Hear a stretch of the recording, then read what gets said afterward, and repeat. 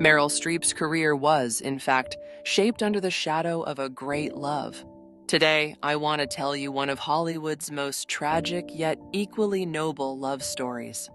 The year is 1976.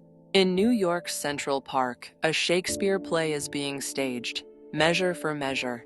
In the leading role is a young talent, just 27 years old, newly graduated from Yale, Meryl Streep. Opposite her stands John Cazale, 41 years old, who had risen to prominence with his role as Fredo and was being sought after by the legendary directors of the era.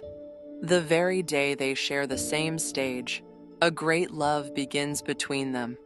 Cazale shares his feelings with his close friend, Al Pacino. Meryl falls deeply in love with this man, unlike anyone she has ever known. They begin living together in a small loft apartment in Tribeca.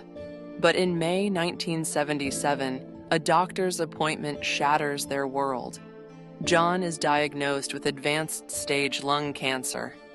Despite his illness, he wants to continue acting and is cast in The Deer Hunter.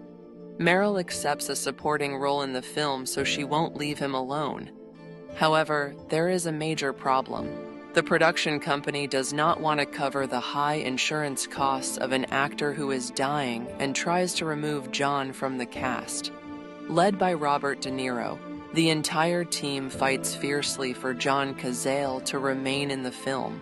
When filming ends, Meryl Streep turns down job offers so she can care for John and spends his final days by his bedside in the hospital. Years later, Al Pacino says the following about their relationship. The most admirable thing was what Meryl did. The way she stayed by his side and supported him throughout the entire process. Watching her there with him, I thought to myself, this is something truly unparalleled, something without equal. John Cazale sadly passes away without ever seeing the film's release.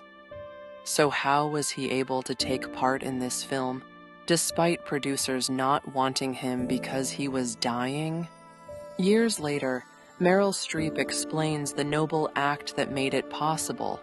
Bob De Niro stepped up for John. He's such a generous person that he never told me about it, but I think he personally secured the bond for John's participation. Bob put his own money on the line and got John into the film.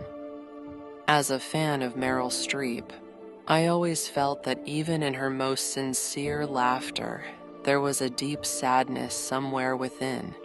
Now I understand why.